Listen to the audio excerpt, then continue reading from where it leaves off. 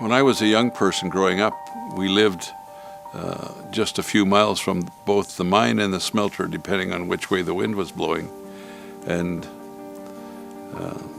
I can remember, as I was in grade school, knowing what whistles should go off at what time during the day and what whistles meant and when they would be heard for shift change and whatnot. So you got to be wise enough that if the whistles went off in an emergency fashion at a time that was not normal shift time or not normal whistle time, you knew that it was because something happened at the mine.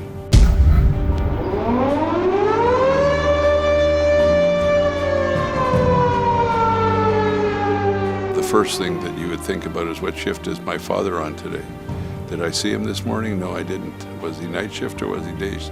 What shift is my buddy's father on? Larry, what shift your dad on? And you'd go like that.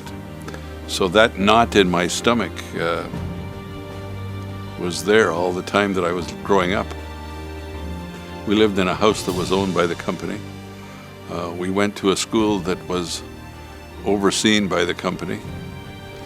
We had no national health care at that time, and we went to the company's healthcare clinics. I can remember my mom sending me to the clinic. She'd phone ahead and go to the clinic because my sister or my brother were not feeling good and we needed to get some cough medicine. And I'd see miners sitting in there waiting to get examined by the company doctor, who were coughing and spitting and choking up blood sometimes in a cup. When I was 10, 12, 14 years old, I didn't know what it was, but when I got to 22, I learned they had silicosis and they had lung disease, and they were given cough medicine by the doctor instead of being told they were going to die of silicosis or cancer. So later in my life, when I got to be an activist in the local, we fought those workers' compensation cases, and we got those miners' compensation, but compensation was not nearly as good as if they had saved their life. So we cleaned up the mines. So I grew up in the environment that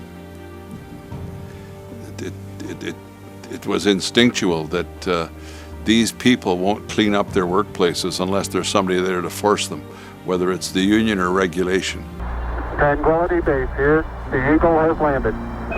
In the 60s, I can remember that NASA sent astronauts to my hometown to practice what it would be like on the moon, because there was no vegetation in lots of the places.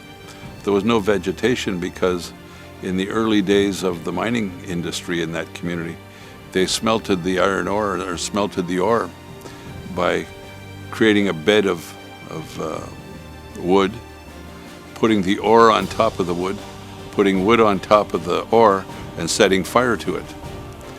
And as the sulfur blew off, it killed all the vegetation.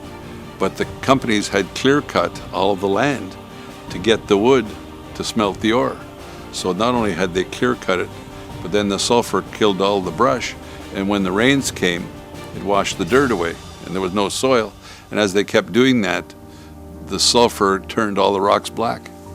So you drive into the community from anywhere, from the north, from the south, from the east, from the west, and all you saw was barren black rocks.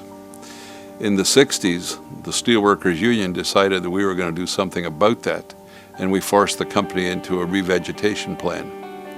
And just a few years ago, so I'd say in the 30 years from the time the union was having that fight, within 30 years, we went from having a landscape that looked like the moon to the city winning awards for regreening and revegetation. That would have never happened without the union joining up with community activists, joining up with elected officials, both at the provincial and community level, to say that there was an obligation on the company to regreen the environment. These stories are all part of my life. A lot of times when I wake up in a hotel room, or I wake up at home and I'm on my way to my meeting or coming to the office, and I'm feeling rather complacent that things aren't going too bad, all I got to do is think about how I grew up.